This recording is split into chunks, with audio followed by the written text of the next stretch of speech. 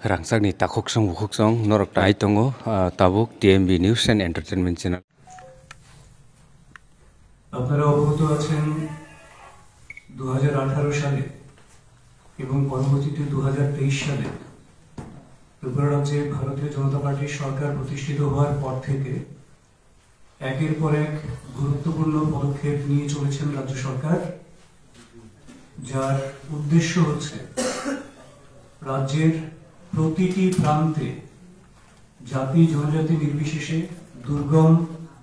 অঞ্চল নির্বিশেষে প্রতিটি অংশে উন্নয়নকে পৌঁছে দেয়া এবং যাতে করে সম উন্নয়ন সুষম উন্নয়ন হয় সেই লক্ষ্যটাকে সামনে রেখে রাজ্য সরকার নিরলসভাবে কাজ করে চলেছেন এবং সবসময় সরকারের দৃষ্টিভঙ্গি রয়েছে কোথাও আরো কিছু করা যায় কিনা যাতে করে উন্নয়ন আরো গতিশীল হয় এবং যেটা সরকারের লক্ষ্য সার্বিক উন্নয়নের মাধ্যমে একটা উন্নত ত্রিপুরা গঠন করা, সেই লক্ষ্য যাতে খুব দ্রুত অর্জন করা যায় সেই লক্ষ্য নিয়েই সরকার কাজ করছে। তারই নিরিখে গতকাল মাননীয় মুখ্যমন্ত্রী দুটো নতুন প্রকল্পের ঘোষণা দিয়েছেন এবং একটি ঐতিহাসিক মুহূর্তেরও সাক্ষী আমরা হয়েছি। আপনারা অবগত আছেন যে আমাদের যে জাতীয় সড়ক উন্নয়ন, সেই সড়ক উন্নয়নের জন্য যেমন NSIDCL বা আমরা আমাদের রাজ্যে 6টি জাতীয় সড়কের কাজ চলছে এবং আরো 4টি অনুমোদিত রয়েছে। তো সেই জাতীয় সড়ক উন্নয়নের কাজ একদিকে যেমন চলছে, পাশাপাশি একটু গ্রামীণ অঞ্চল যেখানে রয়েছে সেখানে প্রধানমন্ত্রী গ্রাম সড়ক যোজনা সেই প্রকল্পের মাধ্যমে জাতীয় সড়কের সঙ্গে গ্রামীণ অঞ্চলকে সংযুক্ত করার একটা প্রক্রিয়া ধারাবাহিকভাবে চলছে। কিন্তু রাজ্য সরকার, রাজ্যের জনপ্রিয় মুখ্যমন্ত্রী মাননীয় প্রফেসর ডক্টর মানিক সাহা মহোদয়ের নেতৃত্বে এটা উপলব্ধি করতে পেরেছেন এত সব সড়ক নির্মাণের পরেও ছোট ছোট কিছু কিছু অঞ্চল রয়েছে যেখানে সড়ক নির্মাণের জন্য ওই রকম ব্যবস্থা গ্রহণ করা যাচ্ছে না, কিন্তু সেগুলিকেও মূল সড়কের সঙ্গে, জাতীয় সড়কের সঙ্গে সংযুক্ত করাটা ভীষণ জরুরি। এবং সেই সড়কগুলি কি মোটামুটি ভাবে জাতীয় সড়ক বা মূল সড়ক থেকে 50 মিটার থেকে শুরু করে 1 কিলোমিটার দূরত্বে যেগুলি রয়েছে, যেখানে সড়ক নির্মাণ এখনো সেই অর্থে হচ্ছে না, সেইগুলি চিহ্নিত করে যাতে করে সেই অঞ্চলে সব আবহাওয়ার চলাচলের উপযোগী অল ওয়েদার রুটস যেটাকে আমরা বলি, সেই ধরনের সড়ক যাতে নির্মাণ করা যায়, যাতে কোনো প্রত্যন্ত বলে না থাকে, যোগাযোগের অপ্রতুলতা যাতে কোথাও না থাকে, যাতে করে সেই অঞ্চলের কৃষকরাও তাদের পণ্য সেই সড়কের মাধ্যমে বাজারজাত করতে পারেন, জরুরি পরিষেবা অ্যাম্বুলেন্স থেকে শুরু করে সমস্ত কিছু যাতে পৌঁছে যেতে পারে। এবং সেই সমস্ত বিষয়গুলি যদি হয় তাহলে গ্রামীণ অর্থনীতির বিকাশে সেটা অনেক গুরুত্বপূর্ণ একটা ভূমিকা পালন করবে। তার জন্য সেখানে কংক্রিট রোড বলুন কিংবা পেভার ব্লক, পিচ ঢালাই, সমস্ত বিষয়গুলিকে খোলা রেখে অত্যাধুনিক প্রযুক্তিকে ব্যবহার করে সেখানে এই সড়ক নির্মাণের জন্য রাজ্য সরকার একটি নতুন পরিকল্পনা নিয়েছেন মাননীয় মুখ্যমন্ত্রীর নেতৃত্বে, মুখ্যমন্ত্রী গ্রাম সম্পর্ক যোজনা। আমরা দৃঢ়ভাবে বিশ্বাস করি এই যোজনার মাধ্যমে ত্রিপুরার গ্রামীণ যোগাযোগ ব্যবস্থায় এক নতুন দিগন্তের সূচনা হবে এবং প্রত্যন্ত বলে এখনো যে ছোট ছোট কিছু কিছু অঞ্চল রয়েছে সেইগুলি আর প্রত্যন্ত থাকবে না, তারা সরাসরি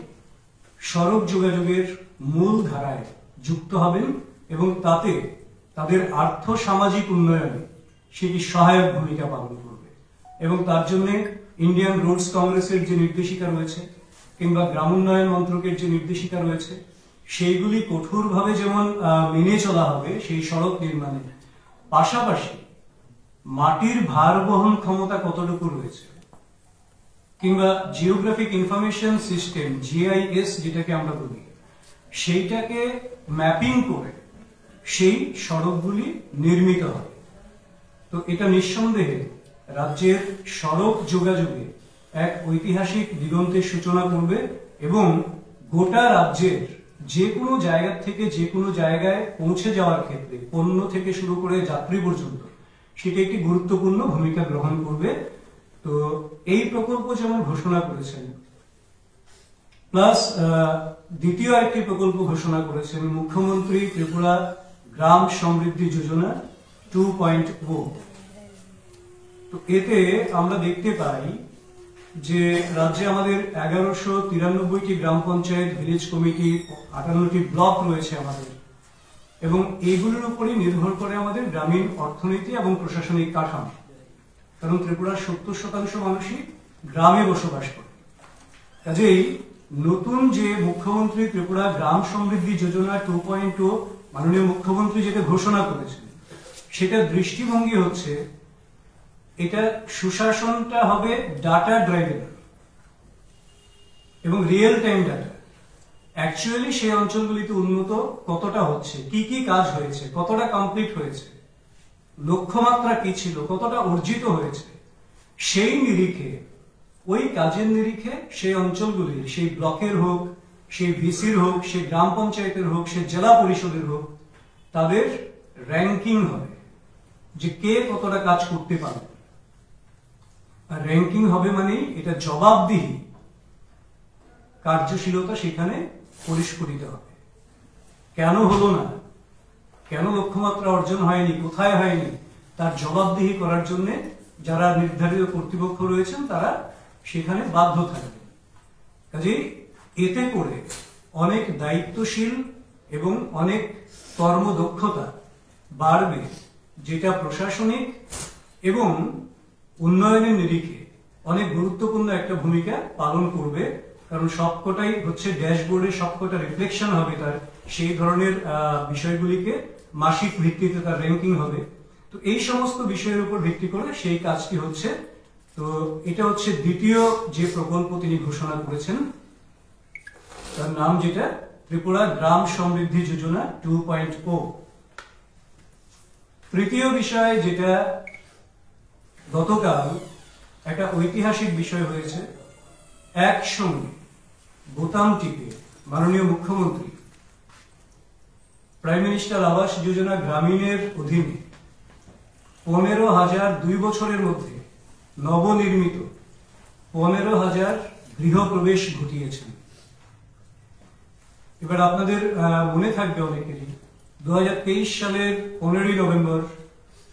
জনজাতীয় গৌরব দিবসে মাননীয় প্রধানমন্ত্রী জনজাতি ন্যায় মহা অভিযান,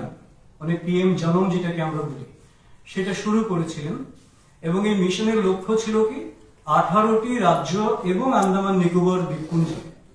যে 75টি জনজাতি রয়েছেন যারা বিশেষভাবে সংকটাপন্ন জনজাতি গোষ্ঠী,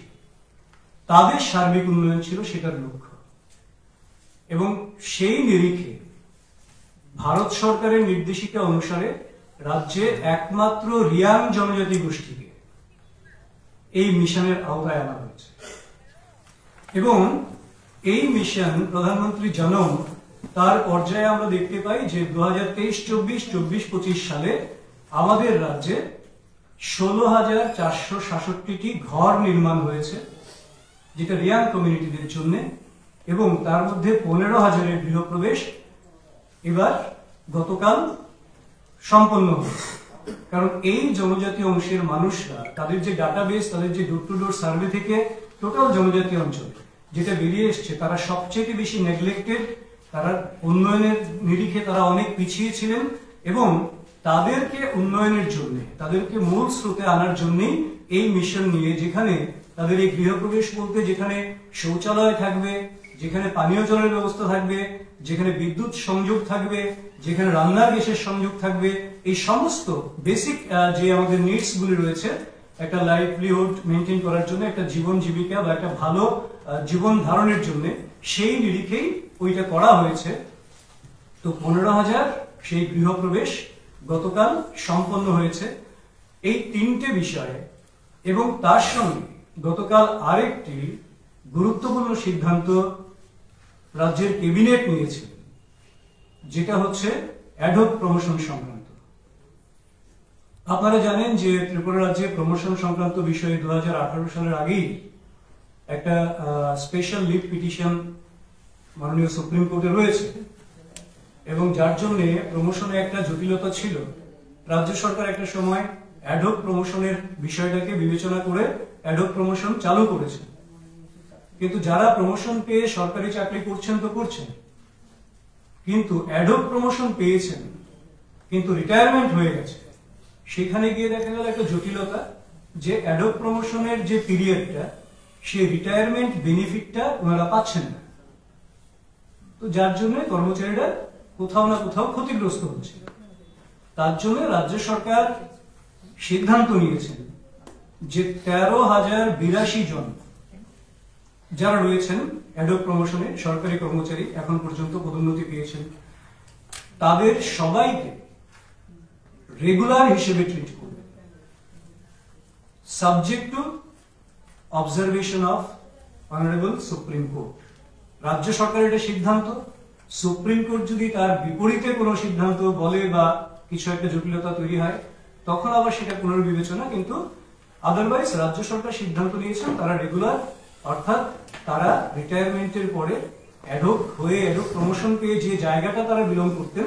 ওখান থেকে যে আর্থিক যে তাদের সুযোগ সুবিধা পাওয়ার কথা, সেটা তারা পাওয়ার যোগ্য, সেটা রাজ্য সরকার বিবেচনা করে সিদ্ধান্ত নিয়েছেন। তো এই 13,082 জনের জন্য এই সিদ্ধান্ত, কিংবা সার্বিক গ্রাম উন্নয়নের জন্য, দুর্গম অঞ্চলকে আরো অনেক বেশি উন্নয়নের কাছাকাছি নিয়ে আসার জন্য এবং যোগাযোগ ব্যবস্থার নিরিখে সুশাসন কায়েম করার জন্য যে পদক্ষেপগুলি নিয়েছেন, এবং বিশেষ করে যারা আমাদের দরিদ্র অংশের মানুষ যারা গৃহহারা ছিলেন, সেই 15,000-এর গৃহপ্রবেশ সব মিলে প্রায় 3,70,000-এর উপরে প্রাইম মিনিস্টার আবাস যোজনা গ্রামীণে এখন পর্যন্ত ত্রিপুরায় গৃহ নির্মিত হয়েছে। তো এই সমস্ত বিষয় একটাই রিফ্লেক্ট করে যে রাজ্য সরকার একেবারে প্রত্যন্ত অঞ্চল থেকে শুরু করে, জনজাতি থেকে শুরু করে, একেবারে গ্রাম স্তর, সেই গ্রাম বলতে ভিলেজ কমিটি থেকে শুরু করে, পঞ্চায়েত থেকে শুরু করে জেলা পরিষদ বা শহর, সার্বিক উন্নয়নের বিকাশে ধারাবাহিকভাবে কাজ করে চলেছেন। কাজেই তাতে করে নতুন যে এই দুটো প্রকল্প এবং গৃহপ্রবেশ 15,000 আর অ্যাডহক যারা কাজ করছেন 13,082 জন, তাদের সম্পর্কে এই যে দৃষ্টান্তমূলক একটি গুরুত্বপূর্ণ সিদ্ধান্ত গ্রহণ করেছেন, তার জন্য ভারতীয় জনতা পার্টি ত্রিপুরা প্রদেশের পক্ষ থেকে আমরা রাজ্যের মাননীয় মুখ্যমন্ত্রী অধ্যাপক ডক্টর মানিক সাহা মহোদয়, ওনার পুরো ক্যাবিনেট এবং আমরা ধন্যবাদ জানাই, শুভেচ্ছা জানাই, এবং সেই সঙ্গে এই উন্নয়ন কর্মযজ্ঞে সামিল হওয়ার জন্য রাজ্যের আপামর যারা মানুষ রয়েছেন তাদের কাছে আমরা বিনম্রভাবে আবেদন জানাব। আপনাদের যদি কোনো প্রশ্ন থাকে